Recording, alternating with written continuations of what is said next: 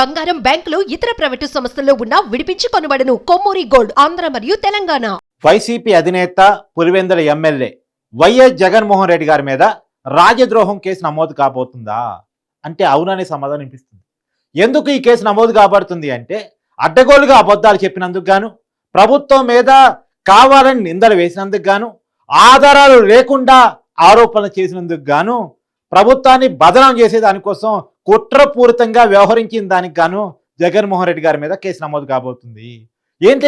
ఏంటి ఆ కుట్ర, ఏంటి అబద్ధం అనేది ఒకసారి పరిశీలించినప్పుడు ఈ మధ్యకాలం మనం చూసాం.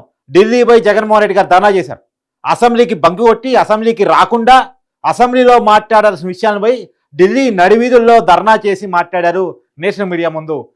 కూటమి ప్రభుత్వం అధికారంలోకి వచ్చినటువంటి 40 రోజుల కాలంలో మా పార్టీ 36 మంది కార్యకర్తలని చంపేసింది, తర్వాత అనేక మంది మీద దాడులకు పాల్పడింది అంటూ మాట్లాడే ప్రయత్నం చేశారు. తర్వాత ప్రెస్ మీట్ కూడా పెట్టి మాట్లాడే ప్రయత్నం చేశారు. ప్రెస్ మీట్లో ఒక విలేకరు అడిగారు, సార్ ఆ 36 మంది పేర్లు చెప్పమని చెప్పేసి ప్రభుత్వం అడుగుతుంది కదా, ఆ 36 మంది పేర్లు చెప్పండి సార్ అనేటప్పుడు టైం లేదు అని చెప్పేసి ఆయన వెళ్ళిపోయారు. మరి ఎందుకు ఆ టైం లేదని వెళ్ళిపోయారు, సమాధానం ఎందుకు చెప్పలేకపోయారు? సో అసెంబ్లీ సాక్షిగా కూడా హోంమంత్రి అనిత గారు కానివ్వండి, సీఎం చంద్రబాబు గారు కానివ్వండి సవాలు విసురుతూ అడుగుతున్నారు, ఆ పేర్లు చెప్పండి. వాస్తవానికి ఏంటంటే ఎవరి మీదన్నా హత్య జరిగితే ఖచ్చితంగా ఆ లోకల్ పోలీస్ స్టేషన్ పరిధిలో కేసు నమోదవుతుంది. ఎవరెవరిని చంపారు, ఎక్కడ ఏ పోలీస్ స్టేషన్ పరిధిలో చంపారు, ఎక్కడ కేసు నమోదైంది, ఎవరు చంపారు, ఆ వివరాలన్నీ మాకు ఇవ్వండి, మేము వాళ్ళ మీద ఖచ్చితంగా చర్యలు తీసుకుంటాం, ఆ కుటుంబాలను ఆదుకుంటామని చెప్పేసి చంద్రబాబు గారు ప్రకటించారు.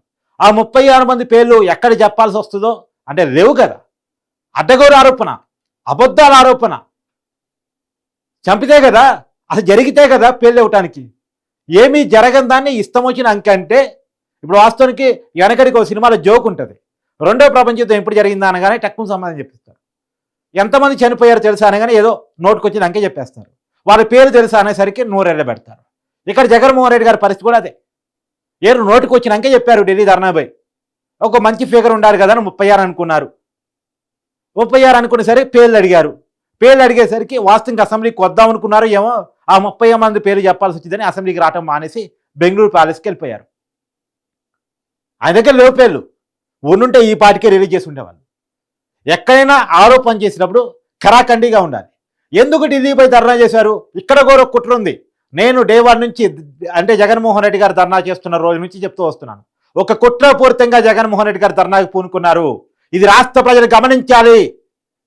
వాస్తవానికి ఆంధ్రప్రదేశ్కి పెట్టుబడులు వస్తున్నాయి, బీపీసీఎల్ లాంటి కంపెనీలు వస్తున్నాయి, 18 ప్రభుత్వ రంగ కేంద్ర ప్రభుత్వ రంగ సంస్థలు ఆంధ్రప్రదేశ్లో పెట్టుబడులు పెట్టబోతా ఉన్నాయి, ప్రైవేటు కంపెనీలు రాబోతా ఉన్నాయి. ఇది తెలుసుకున్న జగన్మోహన్ రెడ్డి గారు, నా పరిపాలనలో ఇవన్నీ రాలేదు, చంద్రబాబు గారి పరిపాలనలో ఇవన్నీ వస్తే లోకేష్ గారి ఇమేజ్ అమాంతం పెరుగుతుంది, ఖచ్చితంగా నాకు చంద్రబాబు గారి పరిపాలనకు పోలిక జనాలు తెలిసిపోతుంది, కొత్తగా కంపెనీలు వస్తే, కొత్తగా ఉద్యోగాలు వస్తే, ఆంధ్రప్రదేశ్కి రాజధాని కట్టబడితే, ఆంధ్రప్రదేశ్ బాగుపడితే తనకి రాబోయే కాలంలో అధికారమే రాబోదు అని చెప్పేసి ఆలోచించి జగన్మోహన్ రెడ్డి గారు ఆంధ్రప్రదేశ్ బ్రాండ్ ఇమేజ్ చెడగొట్టాలి, ఆంధ్రప్రదేశ్కి వస్తున్న కంపెనీని భయపెట్టాలి, ఆంధ్రప్రదేశ్లో ఏదో జరుగుతుందన్న వాతావరణాన్ని క్రియేట్ చేయాలి, ఆంధ్రప్రదేశ్లో శాంతి భద్రతలు లేవు అనేటువంటి విషయాన్ని ప్రపంచవ్యాప్తంగా చుట్టిముట్టి చెప్పాలి అని చెప్పేసి కుట్ర కోణంతో ఢిల్లీలో ధర్నా చేశారు. మీరు నిజంగా ధర్నా చేయదలుచుకుంటే అమరావతిలో ఎందుకు చేయలేకపోయారు? అసెంబ్లీ ముందు ఎందుకు చేయలేకపోయారు? ఎందుకు ఢిల్లీపై ధర్నా చేశారు?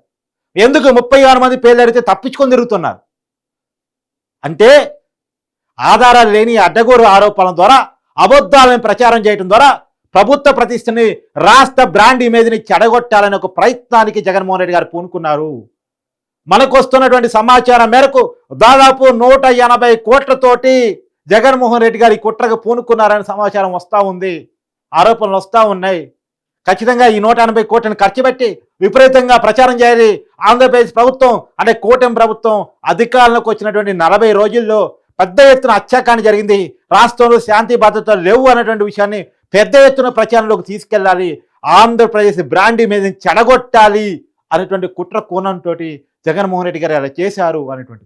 వాస్తవంగా జరిగితే ఒకవేళ నిజంగానే శాంతి భద్రతలు లేవు, వాళ్ళ పార్టీ కార్యకర్తల మీద హత్యాకాండలు జరుగుతున్న విషయం జరిగితే అసెంబ్లీకి వచ్చి మాట్లాడాలి, అసెంబ్లీలో పేర్లు బయట పెట్టాలి, అసెంబ్లీలో ఆందోళన చేయాలి, ఆ అసెంబ్లీలో నీకు మైక్ ఇవ్వకపోతే అప్పుడు నెక్స్ట్ అమరావతిలో ధర్నా, తర్వాత ఢిల్లీలో ధర్నా పెట్టాలి.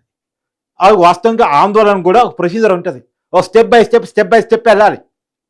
కానీ డైరెక్ట్గా ఢిల్లీలో ధర్నా పెట్టి ఆంధ్రప్రదేశ్ బ్రాండ్ ఇమేజ్ చెడగొట్టేలా ప్రకటన చేసేసి ఇష్టం వచ్చినట్టు ఆరోపణ చేసి ఆరోపణలకు సంబంధించి ఆధారాలు అడిగినప్పుడు మాత్రం తప్పించుకొని బెంగళూరు ప్యాలెస్కి పారిపోయినటువంటి జగన్మోహన్ రెడ్డి గారి మీద రాజద్రోహం కేసు పెట్టబోతున్నారు. వాస్తవంగా జగన్మోహన్ రెడ్డి అధికారంలో ఉన్నప్పుడు చాలా మంది మీద ఈ కేసులు పెట్టారు. రఘురాం కృష్ణరాజు గారి మీద పెట్టారు. గుంటూరులో రాజద్రోహం కేసు పెట్టారు రఘురాం కృష్ణరాజు గారి మీద. ఈ ప్రభుత్వాన్ని ప్రశ్నించినందుకు గాను, ఈ ప్రభుత్వం మీద విమర్శలు చేసినందుకు గాను. కానీ జగన్మోహన్ రెడ్డి గారు చేసింది ఆరోపణలో విమర్శలో కాదు, కుట్ర కోణం.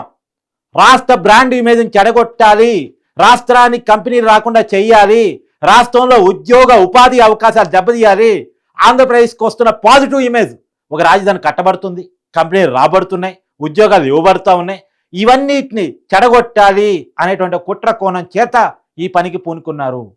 ఇది గమనించినటువంటి రాష్ట్ర ప్రభుత్వం ఇమీడియట్గా అతని మీద యాక్షన్ తీసుకోవాలి. ఒకప్పుడు అనుకున్నారు చంద్రబాబు గారు, వద్దు కక్ష సాధింపులు వద్దు, ఇది ఒక రాంగ్ ఇండికేషన్ తీసుకెళ్ళిద్ది. సో వీరంతగా ప్రోగ్రెసివ్గా వెళ్ళిపోదాం, ముందు పరిపాలన మీద దృష్టి పెడదాం, రాష్ట్ర ఆర్థిక పరిస్థితి మీద దృష్టి పెడదాం, కేసులు అరెస్టులు ఈ గోల మనకు వద్దు అని చెప్పేసి అనుకున్నారు. కానీ వాళ్ళు చేతులలో వాళ్ళే కేసులు అరెస్టులు పెట్టే వరకు తీసుకొచ్చుకుంటున్నారు. అధికారం పోయినటువంటి నెల రోజులు కూడా ఆక్కముందే ఆందోళన కార్యక్రమాలని, అడ్డగోరు వ్యవహారాలని, అబద్ధాలని, ఆధారాలు లేని ఆరోపణలని చేస్తూ ఉన్నారు. ఈ రాష్ట్రం బాగుపడకూడదు, ఈ రాష్ట్రంలో ప్రజలు బాగు కాకూడదు అనేటువంటి కుట్ర కోణాన్ని తీసుకొచ్చేసి వంచే ప్రయత్నం చేస్తున్నారు. మరి ఇలాంటి ఊరుకోవాలా? ఊరుకోకూడదు అనేటువంటి నినాదం పెరిగిపోతూ ఉంది. కేసులు పెట్టాలి అనేటువంటి నినాదం పెరిగిపోతూ ఉంది. ఇలాంటి వాళ్ళు సమాజంలో తిరగకూడదు, తిరగనివ్వకూడదు అనేటువంటి నినాదం పెరిగిపోతూ ఉంది. ఇది రాష్ట్రానికి అరిష్టం, నష్టం. ఇలాంటి వాళ్ళు బయట తిరిగి అడ్డగోలు ప్రచారాలు చేస్తే ఈ అబద్ధాలు ఆపాలి, ఈ నోళ్లు ముయ్యాలి, ఆధారాలు లేని అసత్యాలు, కుట్ర కోణంతో దాగున్న అబద్ధాలు, వీటిని ఆపాలి అనేటువంటి ఒక స్లోగన్ బాగా పెరిగిపోతుంది.